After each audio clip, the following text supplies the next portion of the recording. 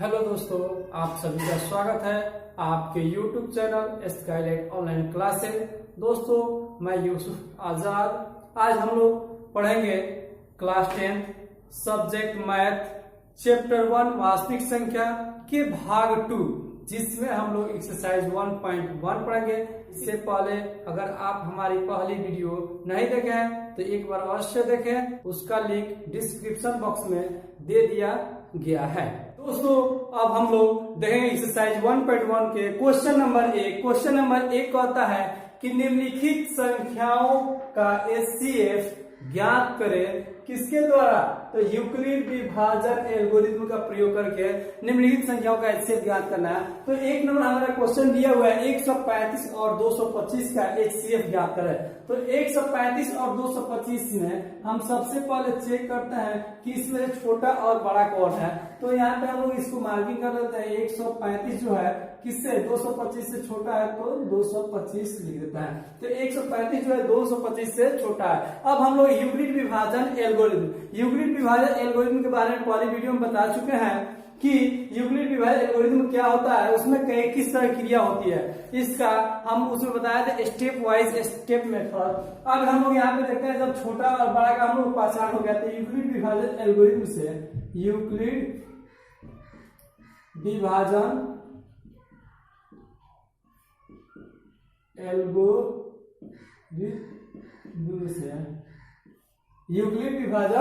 Algorithm से हम लोग देखते हैं स्टेप 1 में क्या हो जाएगा। स्टेप 1 में 225 बड़ा है तो 225 में भाग लगेगा किससे, तो जो छोटा है उससे।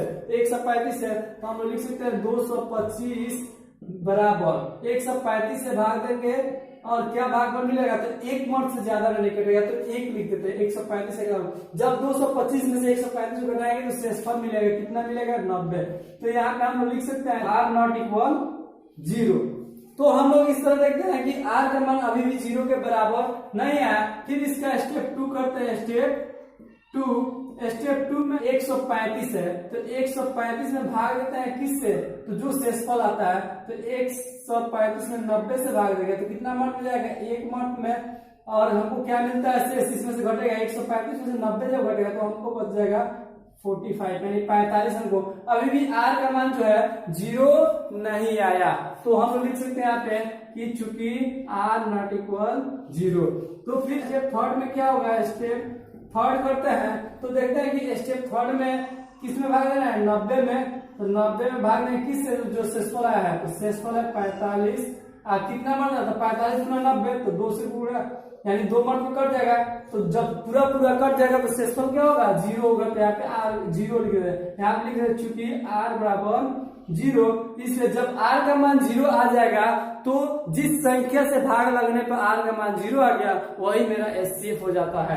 तो यहाँ पे r का मान 0 आ गया, किस संख्या से भाग लगा है, तो 45 से। तो लिख सकते हैं इसलिए एचसीएफ किसका 135 और 225 बराबर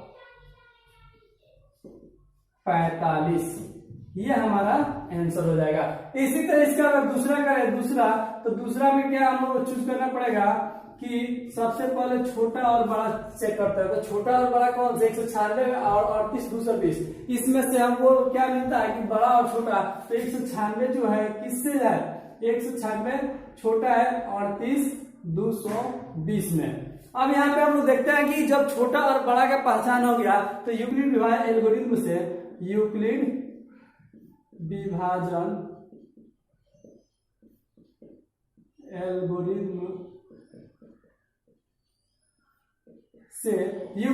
एल्गोरिथ्म से क्या होगा कि स्टेप 1 जब लिखेंगे स्टेप 1 इसमें क्या हो जाएगा कि 38 220 में भाग दिए हैं। 38 220 में भाग देंगे किससे, तो छोटा 196 था 196।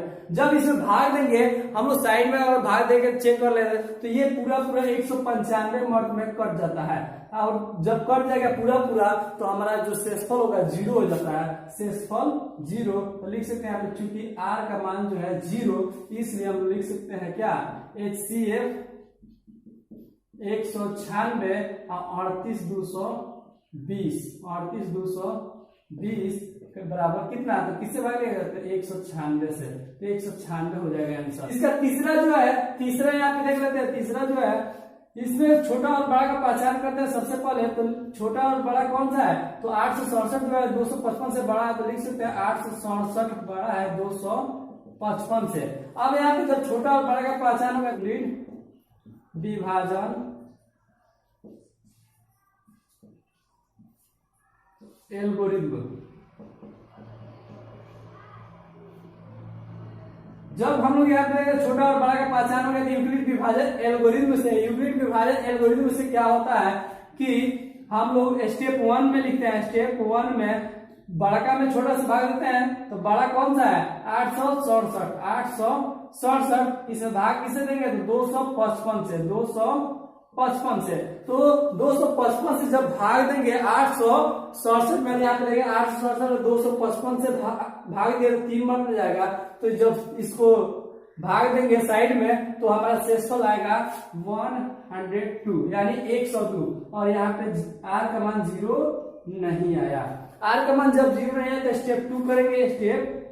स्टेप 2 में क्या होगा कि 255, अब बच गया 255 बड़ा, 255 किस जो शेषफल आता है उससे भाग देते हैं, तो 102 है, तो 102 से भाग दिए, कितना मर्द में जाएगा, तो 2 मर्द में जाएगा, 102 गुना 204। अब बच जाएगा 204, 255 204 घटेगा, कितना बचेगा, 51। यानी कि अभी भी r का मान 0 नहीं आया, अभी भी r का मान हमारा 0 नहीं आया। अब इसके बाद से फिर स्टेप 3 करेंगे। स्टेप 3 में क्या हो जाएगा, तो 102, इसमें 102 जो शेषफल आता है उससे भाग देते हैं, तो शेषफल 51 है, 51 से भाग कितना बचे, 51 गुना 102, तो बच जाएगा 102 में से 102 घट जाए तो 0 आ जाएगा, शेषफल अब आगे 0। तो यहाँ पे लिख देते r बराबर 0, इसलिए HCF किसका, तो 867 और 255 बराबर कितना, 51। तो इस तरह हम लोग का HCF ज्ञात हो गया। अब नेक्स्ट क्वेश्चन नंबर 2, इसमें है कि दर्शाइए कोई भी धनात्मक विषम पूर्णांक, दर्शाइए कोई भी धनात्मक विषम पूर्णांक 6q + 1, 6q + 3 या 6q + 5 के रूप का होता है, जहां q कोई पूर्णांक है। ये इसको दर्शाना है कि कोई भी धनात्मक विषम पूर्णांक 6q + 1 या 6q + 3 या 6q + 5 के रूप का होता है, जहां q क्या है, कोई भी पूर्णांक है। तो हम लोग चलिए देखते हैं कि 6q + 1 या 6q + 3 या 6q + 5 धनात्मक विषम पूर्णांक है या नहीं। तो सबसे पहले हम लोग क्या करते हैं, मान लेते हैं, माना कि कोई भी धनात्मक विषम पूर्णांक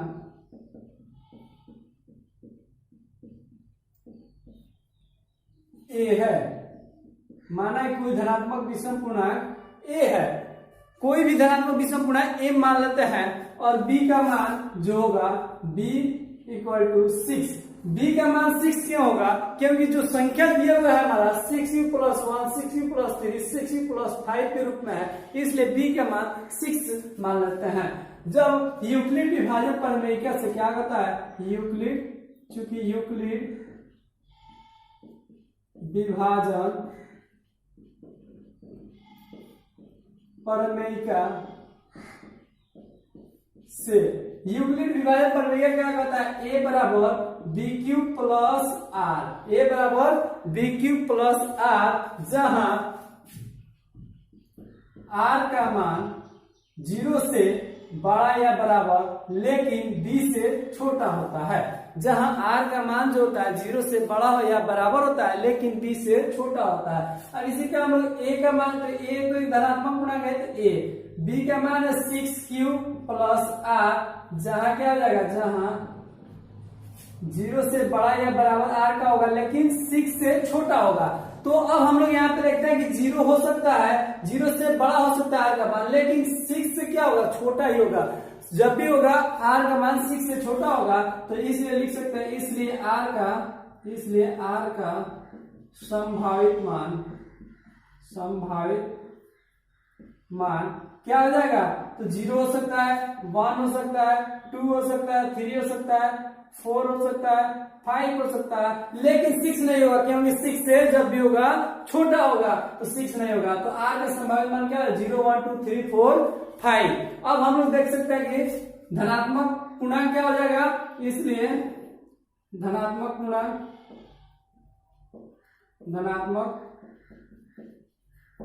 पूर्णांक तो इस पे हम जब इसको हम लिखेंगे इस पे, तो ये क्या हो जाएगा? 6 क्यूब प्लस 0 लिखे या ना लिखे तो बात वही हो जाएगा। तो 6 क्यूब या 6 क्यूब, अब r का मान जब 1 रखेगा तो 6 क्यूब प्लस 1 हो जाएगा, या 6 क्यूब प्लस जब r का मान यहाँ पे 2 रख देंगे तो 6 क्यूब प्लस 2 हो जाएगा, या 6 क्यूब प्लस जब 3 रखेंगे तो 3 हो जाएगा, या 6 क्यूब प्लस 4 जब 4 रखेंगे तो, या 6 क्यूब प्लस 5। इस तरह हमारा धनात्मक पूर्णांक मिलता है कि r का मान जब 6 क्यूब जब 0 रखेंगे तो 6 क्यूब बच जाएगा, जब 1 रखेंगे तो 6 क्यूब प्लस 1 हो जाएगा, जब 2 रखेंगे तो 6 क्यूब प्लस 2, जब 3 रखेंगे 6 क्यूब प्लस 3, जब 4 रखेंगे 6 क्यूब प्लस 4, जब 5 रखेंगे 6 क्यूब प्लस 5। इस तरह हम लोग का धनात्मक पूर्णांक मिल जाता है। लेकिन ये क्वेश्चन जो कहता है कि कोई भी धनात्मक विषम पूर्णांक,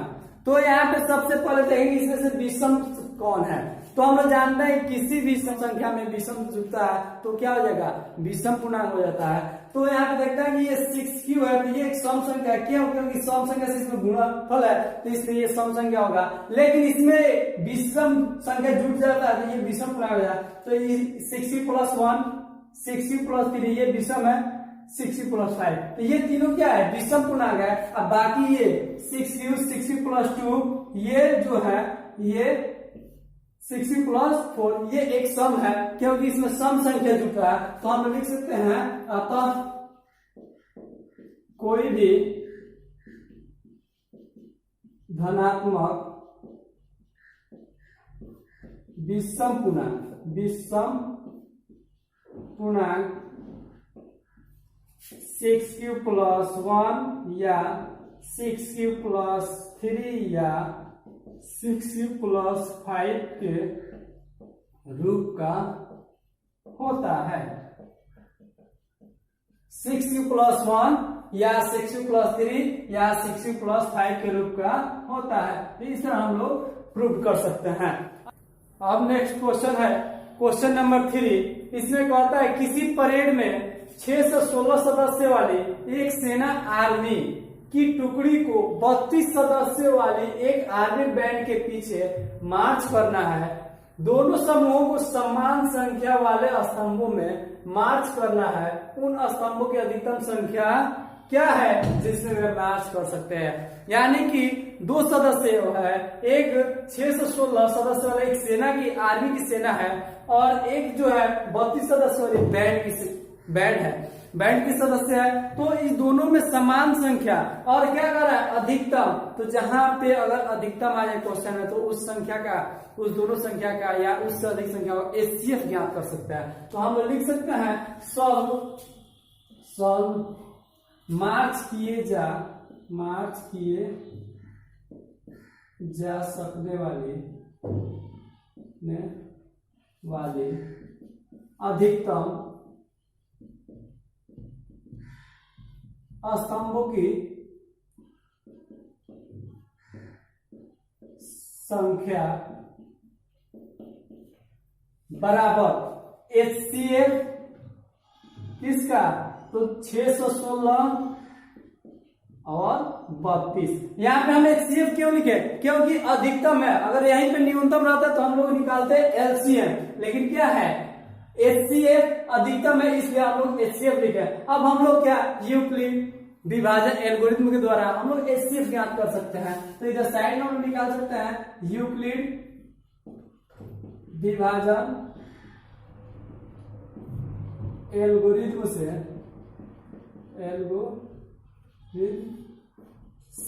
यूक्लिड विभाजन एल्गोरिथ्म से जब इसका एचसीएफ निकालेंगे तो स्टेप इसमें बड़ा छोटा तो हमको मालूम है कि 32 छोटा है, 6 से 16 बड़ा है। तो स्टेप 1 में क्या हो जाएगा? स्टेप 1 में 6 से 16 में भाग देना पड़ेगा। 6 से 16 में किससे भाग देना पड़ेगा? तो 32 से। 32 से भाग देना पड़ेगा। हम लोग यहाँ पे 6 से 16 में जब 32 से भाग देंगे, 6 से 16 में 32 से जब भाग देंगे तो कितना मत में जाएगा, तो जब साइड में भाग करके देख लेंगे तो 19 मत में जाएगा, और शेषफल जो बचेगा, शेषफल इसमें से आएगा 8 शेषफल बच जाएगा। तो यहाँ पे लिख सकते हैं चूंकि r का मान जब 0 नहीं आएगा तो मेरा HCF तो नहीं निकला। फिर स्टेप 2 करना पड़ेगा। स्टेप 2 में क्या हो जाएगा कि बच गया हमारा 32, ऐसे भाग देंगे से तो जो शेषफल आता है तो 8 से, तो 8 चौका 32, तो अब आ गया 8 चौका 32, अब 32 में 32 घटेगा तो 0, तो ये शेषफल हो जाएगा 0। तो यहाँ लिख r इक्वल टू 0, तो हमारा आंसर जो होगा क्या हो जाएगा 8 हो जाएगा, और स्तंभ है तो स्तंभ हो जाएगा, तो ये हमारा आंसर हो जाएगा। अब हम लोग यहाँ पे देखेंगे नेक्स्ट क्वेश्चन नंबर 4। यूक्लिड विभाजन प्रमेय का प्रयोग करके दर्शाए किसी धनात्मक पूर्णांक का वर्ग किसी पूर्णांक m के लिए 3m या 3m+1 के रूप का होता है। यहाँ पे क्या दिया है, पहला दूसरा क्वेश्चन में था एकदम सेम दूसरा क्वेश्चन है, लेकिन इसमें केवल वर्ग है, वर्ग 3m या 3m+1 के रूप का होता है।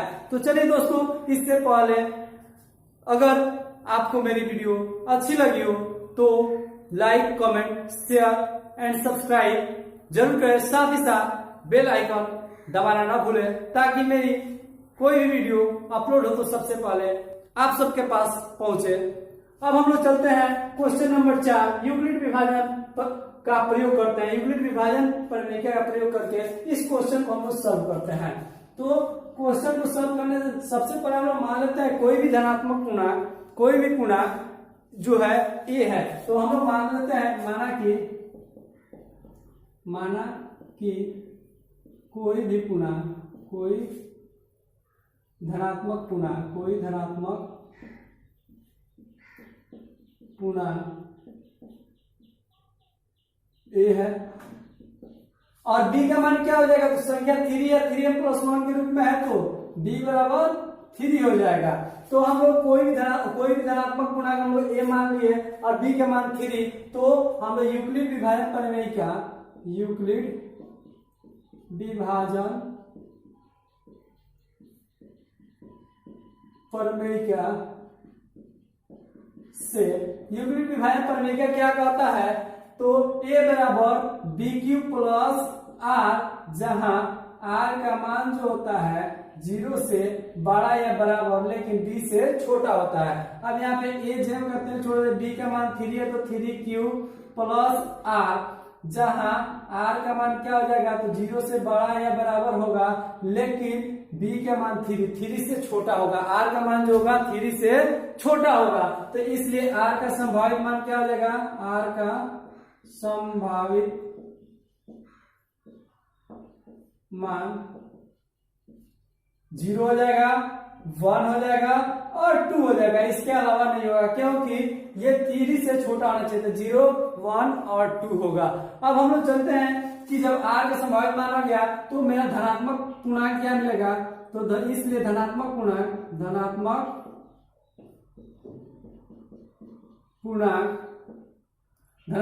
क्या मिलेगा, तो जब यहाँ पर 3q और r का मान 0 होगा तो 3q मिल जाएगा, या 1 रखेंगे तो 3q प्लस 1 मिल जाएगा, या जब 2 रखेंगे तो 3q प्लस 2 मिल जाएगा।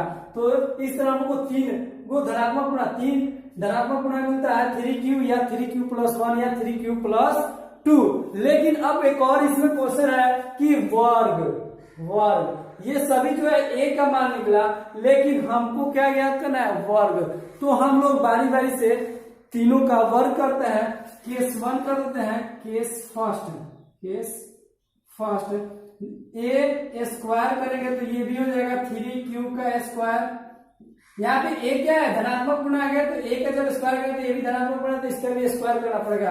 तो जब स्क्वायर किया तो ये हो गया, जब इसको तोड़ेंगे तो क्या होगा, 3 इंटू 3q स्क्वायर इसको लिख सकते हैं, क्योंकि 3 के जब स्क्वायर है तो 3 को 2 बार लिख दिया, q का स्क्वायर q। अब यहाँ पे थोड़ा सा देखेंगे कि 3 जो है 3 को रहने देता है, 3q स्क्वायर इतना को हम लोग क्या मान लेते हैं, m मान लेते हैं। यहाँ पे लिख रहे माना m equal to 3q square, जहां m क्या है, जहां m पूर्णांक है, जहां m पूर्णांक है। तो हमको इस तरह मिलता है कि a स्क्वायर यानी एक मिल गया 3m। अब केस 2 चलते हैं, इधर देखते हैं केस 2। इसमें क्या है कि a स्क्वायर तो करेंगे ही, a स्क्वायर तो करेंगे ही, लेकिन इसका दूसरा टर्म लेते हैं 3q प्लस 1, 3q प्लस 1। तो जब इसका स्क्वायर करेंगे तो 3q प्लस 1 का स्क्वायर हो जाएगा। अब यहाँ पे देखेंगे a प्लस बी का होल स्क्वायर आ गया, तो हम लोग जानते हैं a प्लस बी का होल स्क्वायर क्या होता है, a square plus 2ab plus b square. तो उसी पे तोड़ देते हैं, तो a स्क्वायर यानी 3q का स्क्वायर प्लस 2ab, तो 2 a की जगह क्या है 3q है, तो 3q इंटू b की जगह 1 है, तो 1 प्लस 1 का स्क्वायर 1। अब यहाँ पे इसको तोड़ते हैं, तो इसको तोड़ेंगे तो क्या हो जाएगा 3 का स्क्वायर 9q स्क्वायर प्लस 2 तिहाई 6 कम 6q प्लस 1 का स्क्वायर 1 हो जाएगा। अब इन दोनों में देखते हैं कि कॉमन इसमें से हमको किस रूप में चाहिए, तो 3 रूप में चाहिए ना, तो 3 बाहर ले लेते हैं, तो बच क्या गया, तो 3 बच जाएगा q स्क्वायर बच जाएगा। इसमें क्या बच जाएगा 3 निकल गया, तो 2 बच जाएगा 2q बच जाएगा प्लस 1। अब हम लोग क्या करते हैं 3 इसको हम लोग m मान लेते हैं, तो 3m प्लस 1 यहाँ पे लिख दिया माना m equal to 3q square plus 2q, जहां m क्या है, जहां m पूर्णांक है, जहां m पूर्णांक है। तो इस तरह मेरा दूसरा भी आ गया, फर्स्ट 3m दूसरा 3m प्लस 1। लेकिन इसका ये तो क्वेश्चन में मेरा आ गया, लेकिन इसका तीसरा भी है 3q प्लस 2। तो देखते हैं केस 3 में a स्क्वायर बराबर, तो 3q प्लस 2 का स्क्वायर हो जाएगा।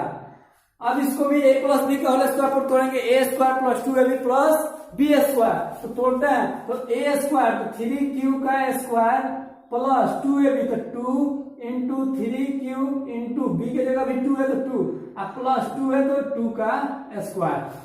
अब यहाँ पे देखते हैं थोड़ा सा कि 3q का स्क्वायर जब करें तो 9q स्क्वायर हो जाएगा प्लस 2 3 6 6 गुना 12q प्लस 2 का स्क्वायर 4। एक स्टेप इसको और बढ़ाते हैं, 9q square plus 12q plus इसको 4 को क्या लिखा 3 प्लस 1।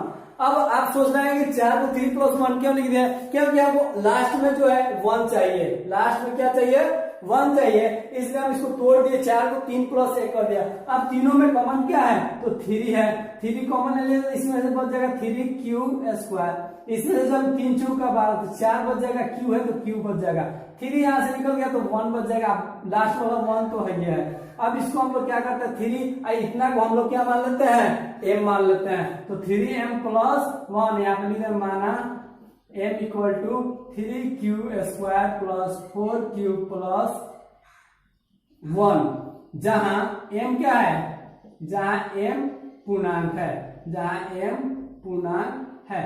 तो हम लोग मिल गया कि 3m यहाँ पे मिल गया 3m, यहाँ पे 3m प्लस 1, यहाँ पे भी 3m प्लस 1। तो हम लिख सकते हैं अतः कोई भी धनात्मक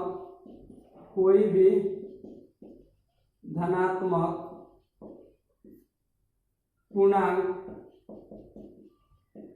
का वर्ग किस रूप में होता है, 3m या 3m प्लस 1 के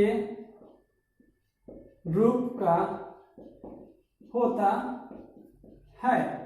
तो इस तरह हम लोग का प्रूव हो गया। अब हम लोग नेक्स्ट क्वेश्चन नंबर 5 कहेंगे कि क्वेश्चन नंबर 5 कहता है यूक्लिड विभाजन प्रमेय का प्रयोग करके दर्शाइए किसी धनात्मक पूर्णांक का घन 9m या 9m प्लस 1 या 9m प्लस 8 के रूप का होता है। तो हम लोग इसके पहले क्वेश्चन नंबर 4 में किसका पूर्णांक का वर्ग पढ़ते हैं कि किसी पूर्णांक का वर्ग करने पर, अब ये क्या है कि घन, इसमें केवल कुछ नहीं करना है, इसमें घन कर देना है, जहां पे हम लोग स्क्वायर कर देते हैं वहां पे क्यू कर देना है, बाकी सब ज्यों करते हैं। अब देखते हैं हम लोग इसको कैसे सॉल्व करते हैं। तो इसमें भी वही मान लेंगे, माना कि कोई धनात्मक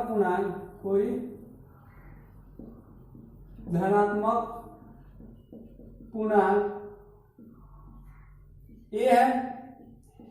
यहाँ पे थोड़ा सा ध्यान देंगे, b का मान यहाँ पे क्या लेंगे, तो b का मान यहाँ पे 3 ही लेंगे, क्यों? क्योंकि ये जो संख्या है 9m या 9m+1 या 9m+8 ये 3 का गुणज है, 3 के गुणज है, तो इसलिए हम लोग b का मान जो है k ले लेते हैं। तो यूक्लिड विभाजन प्रमेय किससे क्या होता है? यूक्लिड विभाजन प्रमेय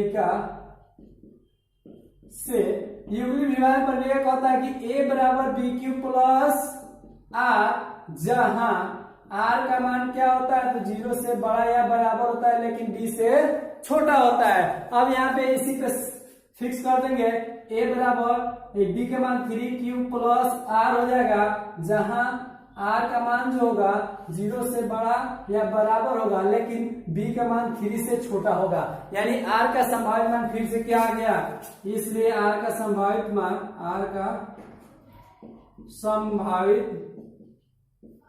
मान क्या हो जाएगा? 0 हो जाएगा, 1 हो जाएगा, 2 हो जाएगा, उसके अलावा कुछ होगा नहीं ना, क्योंकि 3 से छोटा, तो 0, 1 और 2 होगा। अब हम लोग देखते हैं कि जब r का मान 0, 1, 2 आ गया तो धनात्मक पूर्णांक क्या होगा? तो इसलिए हम लोग लिख सकते हैं, इसलिए धनात्मक पूर्णांक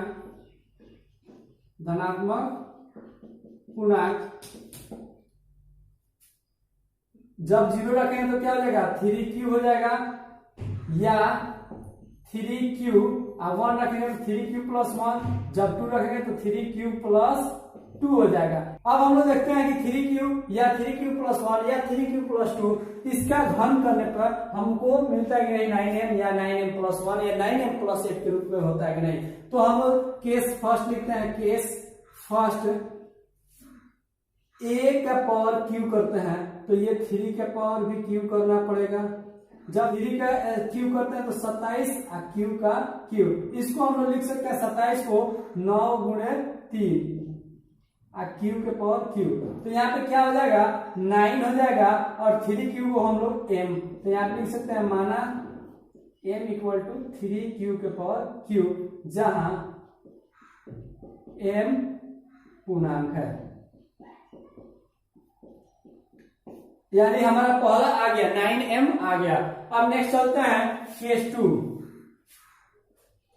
केस 2 में देखता है क्या है कि AQ करते हैं AQ, तो ये जो है 3q प्लस 1 का Q हो जाता है। अब हम लोग यहाँ पे देखते हैं कि 3q प्लस 1, तो हम लोग यहाँ पे हम लोग को देखना पड़ेगा a प्लस बी का होल क्यूब क्या होता है। तो यहाँ पे देखेंगे उसी पर टूटेगा, तो a प्लस बी का होल क्यूब हम लोग जानते हैं कि AQ plus BQ plus 3a² b plus 3ab², तो उसी पे तोड़ देंगे। तो इसको हम लोग जब तोड़ेंगे तो 3q का क्यूब यानी a का क्यूब 3q का क्यूब प्लस BQ तो 1 का क्यूब प्लस 3a² b, तो 3a की जगह 3q का स्क्वायर और इंटू b की जगह 1 है तो 1 और प्लस 3a तो 3q इंटू b² तो 1 का स्क्वायर हो गया। हम लोग तोड़ दिए, अब इसको और तोड़ देता है तो 3 का क्यूब करते हैं तो 3 3 का 9 3 27 का क्यूब, इसको हम लोग लास्ट में लिख लेते हैं, इसको तोड़ता है तो 3 का स्क्वायर 9 9 3 27 से कम 27 क्यूब का स्क्वायर हो जाएगा, प्लस ये 1 का स्क्वायर 1 हो जाएगा, 1 में 3 से गुणा करें 3 में 3 से गुणा 3 में 3 से गुणा करें तो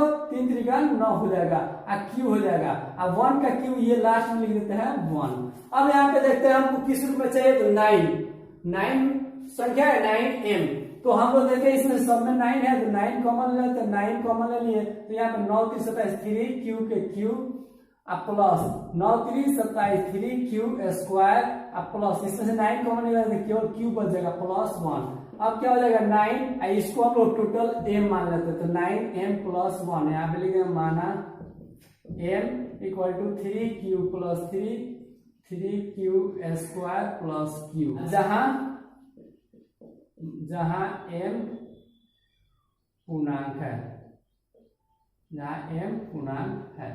तो हम लोग देखते हैं कि 9m प्लस 1 के रूप में भी हमको मिल गया। हम लोग चलते हैं केस 3 में क्या है कि a क्यूब करेंगे तो क्या हो जाएगा 3q प्लस 2 का 3q प्लस 2 का होल क्यूब हो जाएगा।